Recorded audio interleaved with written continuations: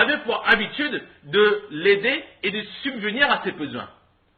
Lorsqu'il a appris que cette personne que j'aide, que depuis toujours je l'ai toujours aidé, et à chaque fois qu'il a eu un problème, j'étais là pour l'aider, et cette même personne aujourd'hui accuse ma fille à tort, et d'adultère en plus, épouse du prophète sallallahu alayhi wa sallam.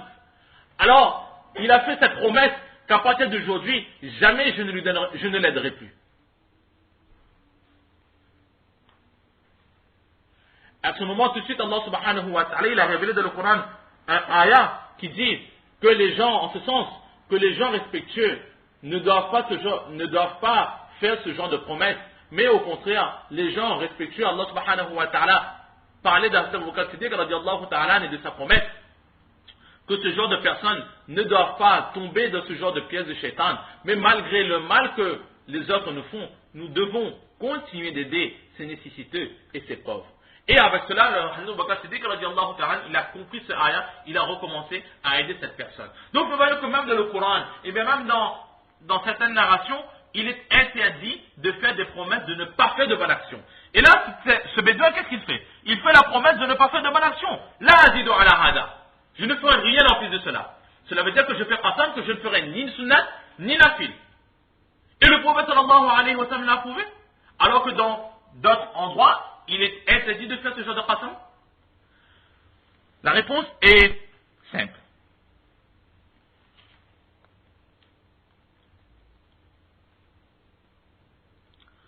Cette personne veut entrer dans le paradis.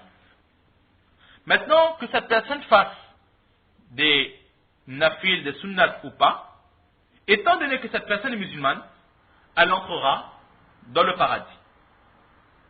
C'est pour cela qu'elle s'est dit que, vu que ça c'est suffisant, alors je vais me contenter de cela. Maintenant, si dans ces phrases, il y a eu un manquement, même si il devra rendre compte à Allah ou passer par une certaine punition, à la fin, il aura quand même le paradis. Et le prophète sallallahu alayhi wa sallam, qu'est-ce qu'il a dit? Si quelqu'un veut voir un habitant du paradis, qu'il regarde cette personne. Et effectivement, cette personne sera un habitant du paradis, Inch'Allah. Parce que c'est un musulman. Et tout musulman ira dans le paradis. La deuxième réponse, c'est La azidu ala hada wa la anqusu. Dans cette phrase, il y a des morceaux, ou il y a des mots qui n'ont pas été cités. En arabe, cela se fait très souvent, que lorsque quelque chose est évident, alors on ne va pas répéter à chaque fois les mots, mais on va se contenter de dire ce qui est important. Comme par exemple en français, quelqu'un nous pose la question, où est le verre d'eau? Alors on ne va pas répondre, oui à l'école on va dire, mais dans le langage courant, qu'est-ce qu'on va dire? Où est le verre d'eau? On ne va pas dire que le verre d'eau est dans la cuisine, en haut sur le meuble. Qu'est-ce qu'on va dire? De la cuisine, sur le meuble, dans le frigidaire. Et on supprime tout ce qu'il y a avant. Et à nous de comprendre. Et si quelqu'un nous pose cette question, où est le verre d'eau? Si on répond dans le frigidaire, alors personne ne va pas demander, qu'est-ce que tu dis dans le frigidaire quoi? Tout le monde va comprendre que la réponse est le verre d'eau est dans le frigidaire. Et ici aussi, c'est plus ou moins la même chose. Ce bédouin, qu'est-ce qu'il dit? La azidu ala hada. Je n'ajouterai rien à cela. C'est-à-dire, je n'ajouterai rien à cette question. Au prophète d'Allah, je t'ai posé une question, tu m'as donné la réponse. Maintenant, je n'ai plus d'autres questions à te poser. Wala anqusu. Wala anqusu minhu. C'est-à dire, et je n'enlèverai rien. C'est-à-dire, wala anqusu fil amali mimma qulta. Et dans tout ce que tu m'as enseigné, il n'y aura aucun manquement de ma part, Inch'Allah. Je mettrai en pratique ce que tu m'as enseigné. La azidu, je ne poserai pas une autre question et je mettrai en pratique ce que tu m'as enseigné. Là est le sens de ce qu'il a voulu dire. Ou encore,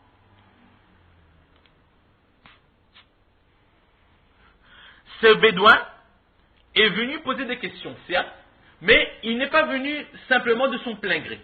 Mais c'est son peuple, sa tribu, qui n'a pu venir pour le pèlerinage, qui lui a donné un certain nombre de questions, que lorsque tu vois le prophète sallallahu alayhi wa sallam, alors pose telle question.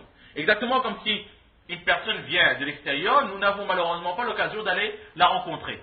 Alors si une de nos connaissances ira la rencontrer, qu'est-ce qu'on va dire? Transmets mon salam, et puis demande-lui ça, dis que j'ai ce problème-là, et qu'est-ce qu'il propose? Alors ce bédouin, il a eu cette même mission de la part de sa tribu. Il est venu, il a posé la question. Et là, dit dans la hada wa la anqusu minhu, c'est-à-dire au prophète d'Allah, de tout ce que tu m'as dit dans ce hadith, tout ce que tu m'as enseigné, je te promets que de ma part, je n'ajouterai rien à cela. Lorsque je donnerai la réponse à cette question à mon peuple, je dirai mot pour mot ce que tu m'as enseigné. Voilà Anfusu, je ne dirai rien en plus et je n'enlèverai rien non plus. Que tu as dit par exemple de faire le namaz et la zakat et le jeûne, ben je dirai mot pour mot. Je ne veux pas dire de faire le zakat, de faire le namaz, de donner l'aumône, c'est tout. Et volontairement je ne citerai pas le jeûne du mois de Ramadan. Je ne ferai pas cette erreur et je n'ajouterai pas non plus. Tu n'as pas parlé de lecture du Coran, ben moi aussi je ne veux pas dire qu'il faut faire la lecture du Coran. Non, exactement ce que tu m'as dit, mot pour mot, je veux le retransmettre à mon peuple. Une autre réponse qui dit,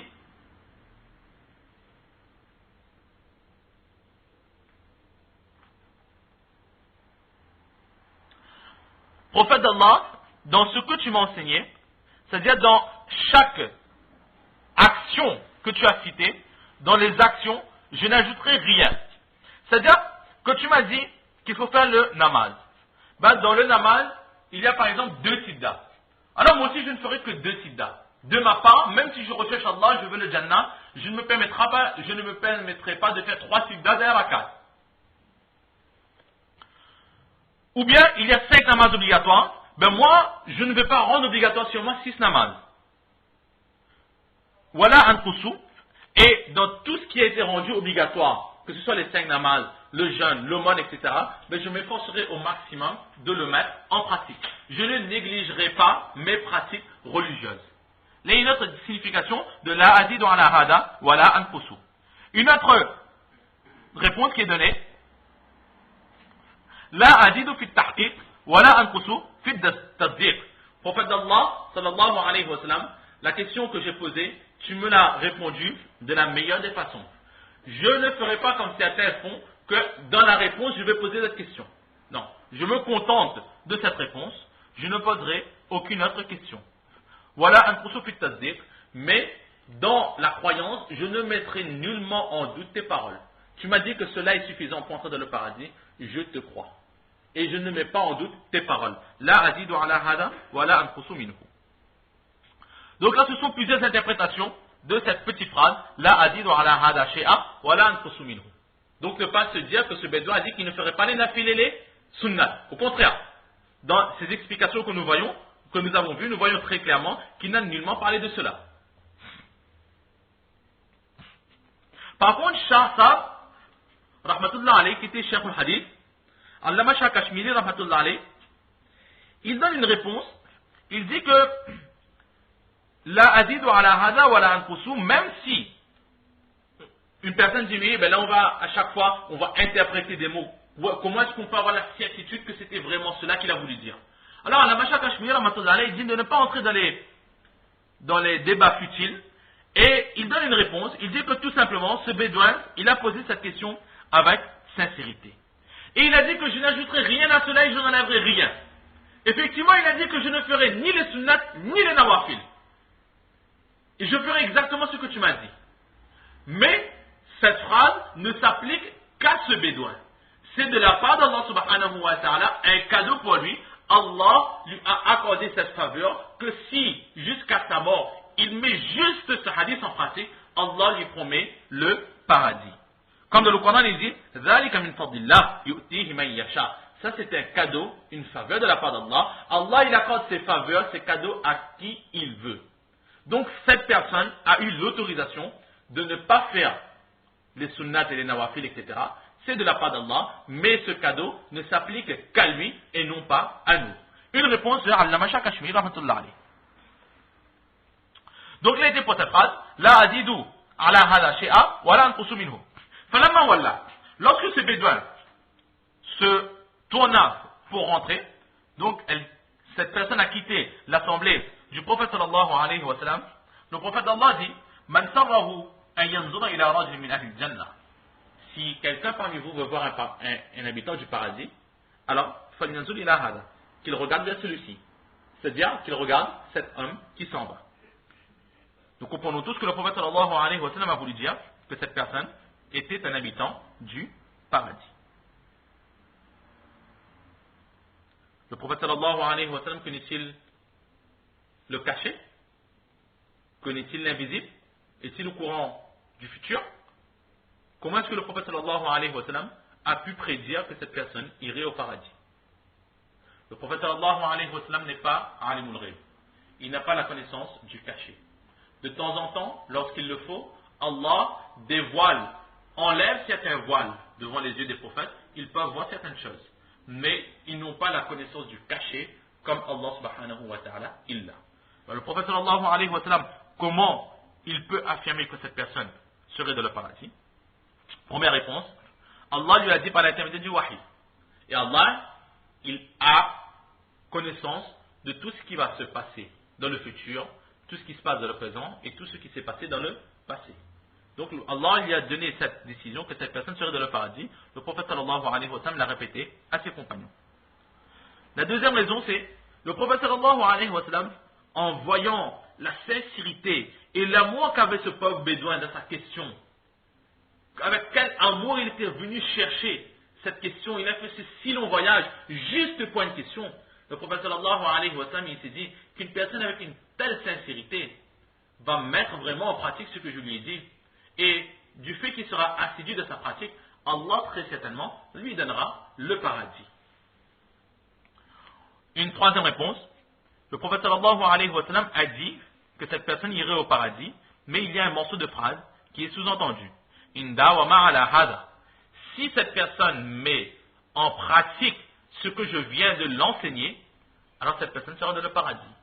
Et là, en fait, c'est une leçon pour les personnes présentes. Que vous aussi, si vous voulez devenir parmi les gens du paradis, mettez en pratique ce que je viens de lui dire. Troisième réponse.